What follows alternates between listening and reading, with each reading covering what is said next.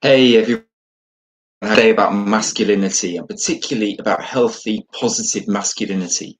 So it's been so much has been written and said about masculinity, and people have said masculinity is in crisis. With roles changing so much in our society, that in the past where men had a role about who they are as breadwinner and the leader of the family, that things have changed so much now. If you think about our society, women having amazing careers, doing so well, being so confident, assertive, that in some cases you've had a bit of bad behavior by men trying to overcompensate or try to deal with that in some way, trying to reassert their authority, but in a way that doesn't really help them, doesn't serve. So what I want to talk about today is about positive, healthy masculinity.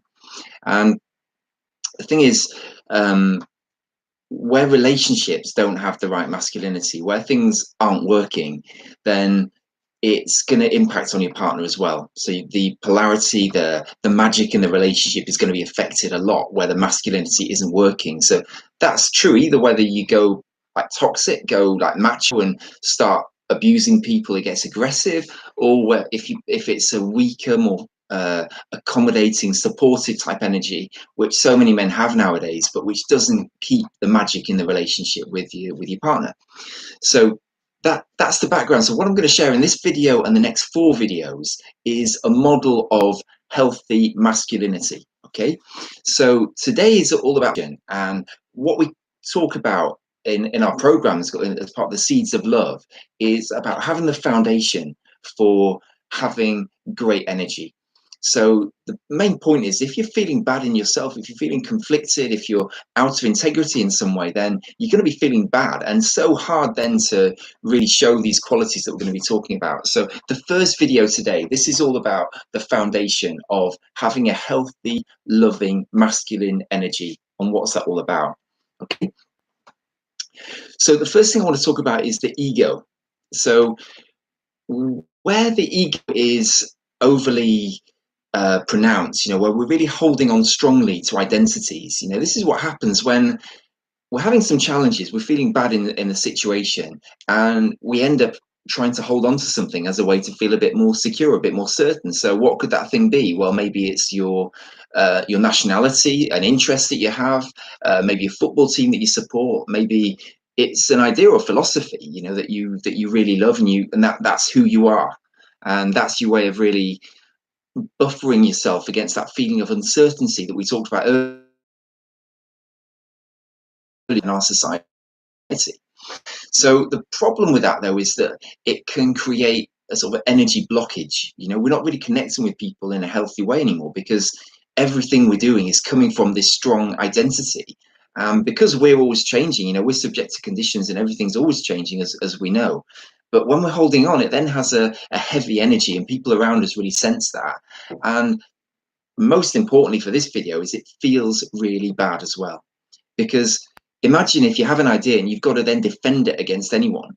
Well, that's not going to give you a great energy, a great positive, healthy energy in which to assert yourself. So the question here is, what identity or what thing might you be holding on to right now that may not be serving you, and how is that impacting you? How is that constricting or holding your energy back from being as good as it could be?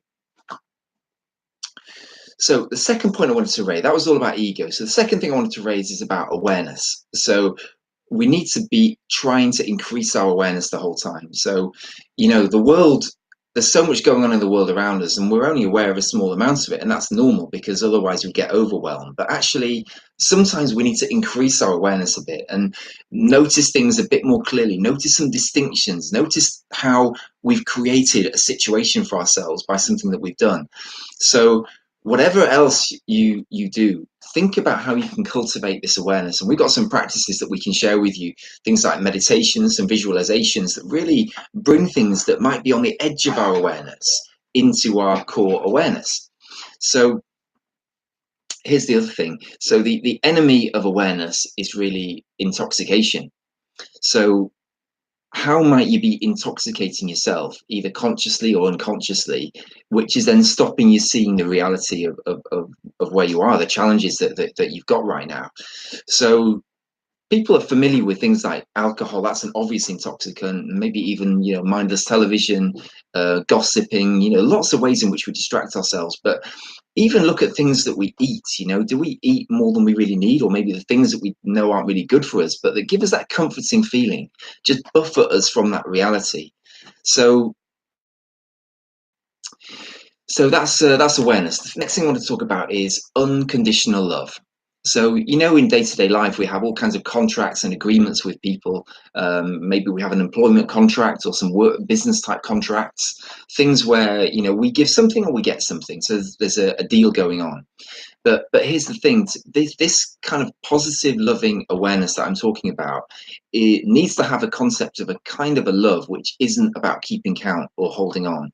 It's just about giving from the heart. This is really living in your heart and being willing to give everything, give in the right situation. So this is obviously situation dependent, and I'm not saying that you need to give unconditionally in every situation in your life, but I'm sure there are some situations where maybe with your partner you've got an opportunity to try to just let go of that keeping count mentality that we have in other parts of your life, and just be willing to do whatever is needed, to go all out and give everything of yourself to meet the need of the person in front of you right there.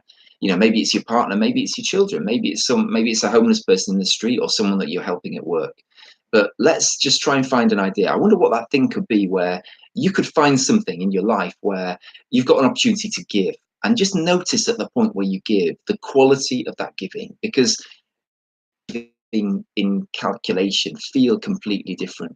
And I'll just encourage everyone to try that out, just play with that idea and find a way that you can give, because that can really change your life, because you're giving to someone else, but you're really giving to yourself as well.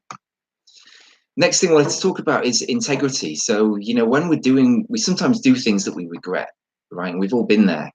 And here's the thing though, when we do those things, we see some short-term benefit in doing them, otherwise we wouldn't do them. But have you noticed the long-term effect on your state of mind from doing things like that? So what we're talking about here, maybe anything that looks like lying, stealing, unkindness, cruelty to somebody else. Just notice when those things happen, what feeling that gives you in your body, and just think how that might affect your ability to be in a relationship. You know, so we're talking about positive, healthy masculinity here. So another foundational element that you need to think about is, what are those things that are on your mind, things that you're doing, maybe that you've done in the past, or maybe things that you're still doing even now, that are costing you in terms of your peace of mind and your state of mind. So next point I wanted to mention is a willingness to let go. So this is the thing with masculinity, and definitely links back to ego that we talked about earlier, is that people find it really hard to be wrong. You know, no one likes to be wrong, but actually, are we willing to be wrong? Are we willing to hold our hands up and say, yeah, I got that wrong? And also that maybe we need help in some areas, you know, because that's, again, can be a tough place to be as a man. You know, aren't men supposed to be all powerful and dominant and managing everything? Well, maybe sometimes that we can't, right? So this is about recognizing and letting go of when we've got it wrong and when we need help. So I wonder what that thing right now is that you need to let go of, that you've been holding on to, that isn't serving you, that thing that is potentially going to release so much energy and free you up into a much better place to have a fantastic relationship, which is where we're heading with this. So that was what I wanted to share for today. I hope that's been useful, and you know, I'm going to catch up on the next video. This is the first of 5, so there's 4 more to go. So keep well in the meantime, and we'll speak soon. Well done, man.